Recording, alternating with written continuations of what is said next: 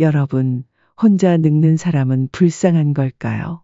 노인이 혼자 있으면 사람들은 불쌍하다, 외롭겠다 말들 합니다. 하지만 저는 그런 사람들에게 쓸데없는 오지랖이라고 말하고 싶습니다. 사람들은 흔히 혼자 사는 노인을 독거 노인이라 부르며 불쌍한 시선으로 바라봅니다.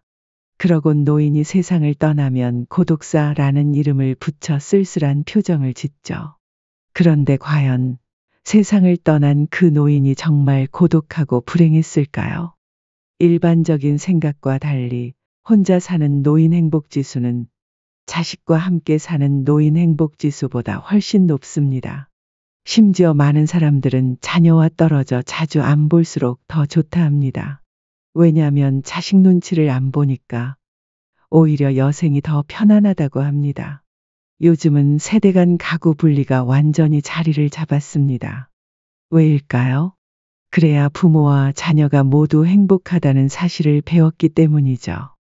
이와 관련해서 제보받은 사연이 있습니다. 여러분, 오늘은 사연을 통해 나이 들수록 혼자가 되어야 하는 이유에 대해서 알아보도록 하겠습니다. 구독과 좋아요는 영상 제작에 큰 힘이 됩니다.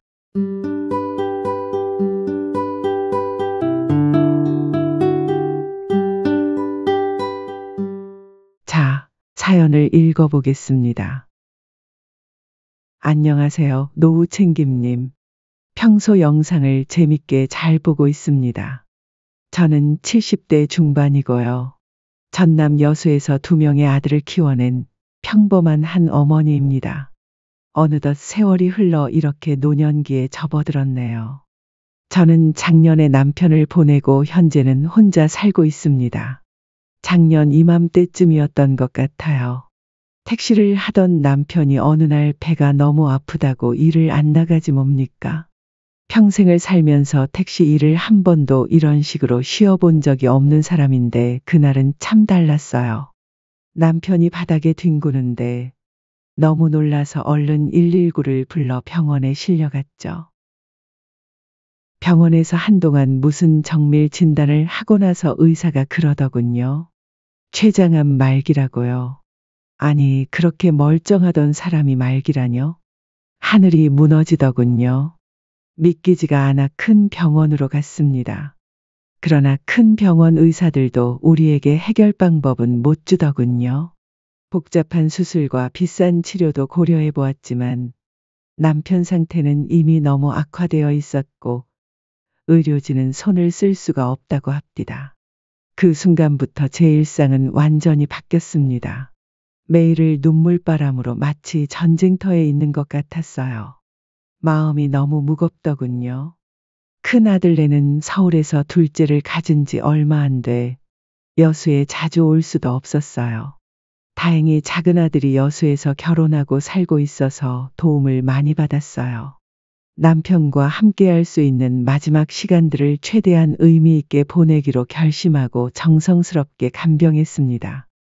그러다 이제 남편을 보낼 시간이 다가오니 문득 이 사람을 보내고 나면 나 혼자 어떻게 살아야 할까 하는 두려움이 몰려오더군요.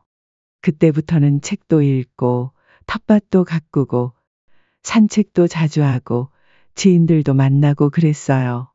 저 나름대로 앞으로 혼자 잘 지내는 방법을 연습했던 거죠.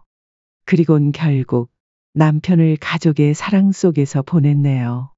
작은 아들은 제가 혼자 남는 게 딱해 보였는지 같이 살자고 하더군요. 처음에는 공허하고 슬퍼서 저도 아들 집에 들어가고 싶었죠.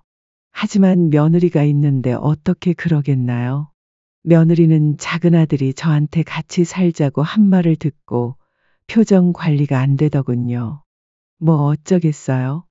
저라도 그랬을 것 같아요. 그래서 제가 한사코 거절했습니다. 아들과 며느리는 제가 필요할 때마다 도와주기로 했고 저 역시 그들 삶에 부담을 주지 않기로 했죠. 처음에는 혼자 사는 게 걱정이 되기도 했어요. 그런데 막상 혼자 살아보니 작은 아들 집에 안 들어간 게 정말 잘한 일이더군요. 혼자서 지내다 보니 취미와 관심사를 발견하게 되었고 오랜만에 느껴보는 자유도 만끽했습니다. 동네 친구들도 만나고 지역 활동에도 참여하기 시작하고요. 이런 변화들이 저를 더 활기차고 긍정적인 사람으로 만들어 주더군요. 혼자서도 충분히 의미 있는 삶을 이어갈 수 있다는 사실을 알게 됐어요.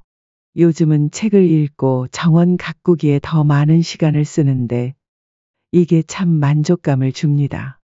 음식도 이제는 혼자 먹으니 제 마음대로 새로운 요리에 도전을 하곤 하는데 이런 삶이 예전보다 저를 풍부하게 해주네요. 남편을 간병할 때 혼자 지내는 삶을 연습했던 보람이 있었네요.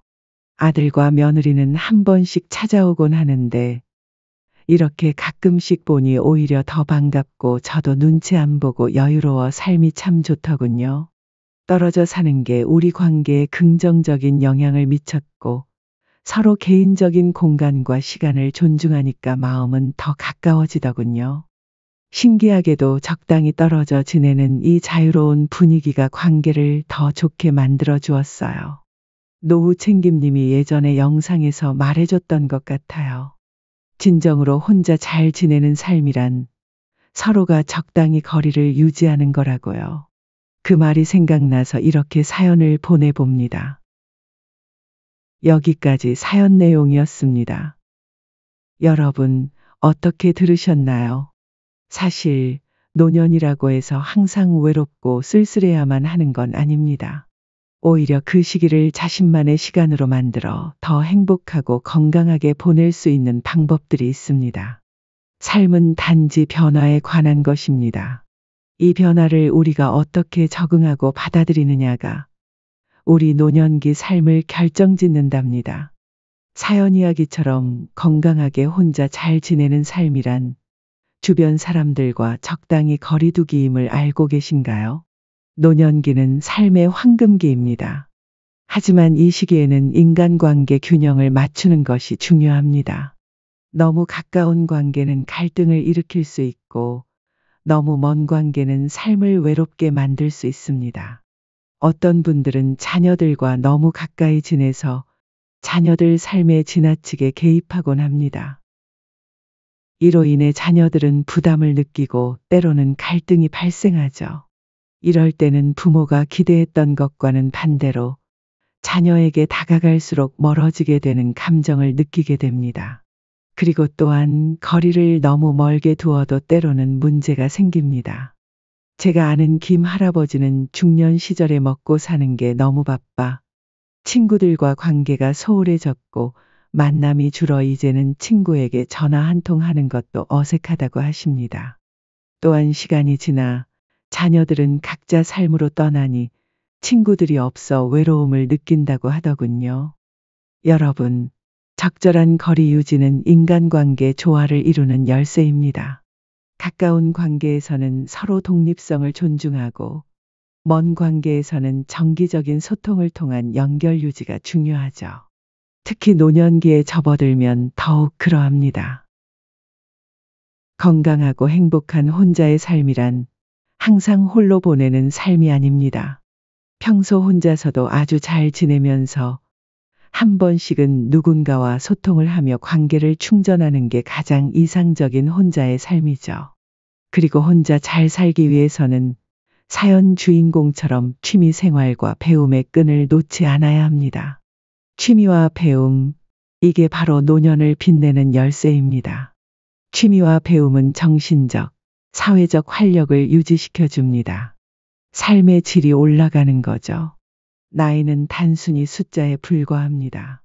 노년이 되었다고 해서 새로운 도전을 멈출 이유는 없습니다.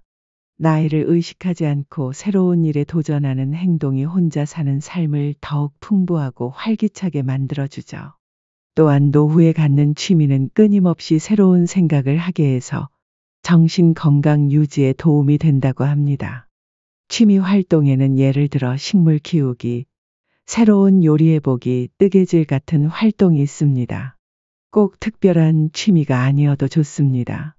예를 들어 나와 오랫동안 함께 지낸 물건들을 하나씩 정성스럽게 사진을 찍고 그 물건들에게 감사 편지를 쓰는 일도 취미가 될 수 있습니다. 또는 핸드폰으로 하루하루 영상 일기를 남기는 것도 재미있겠네요. 취미란 특별해야 할 필요가 없습니다. 오히려 일상에서 소소하게 즐기는 모든 행동들이 노년기에 접어든 우리에게 더욱 현실적이고 일상에 활력을 주는 취미가 될 수 있습니다. 여러분, 취미가 없다면 이 영상을 보고 나서 한번 새로운 취미를 만들어 보는 게 어떨까요? 분명 하루하루를 더욱 가치 있게 만들어 줄 겁니다. 여기까지 노후챙김이었습니다. 다음 영상으로 또 봬요.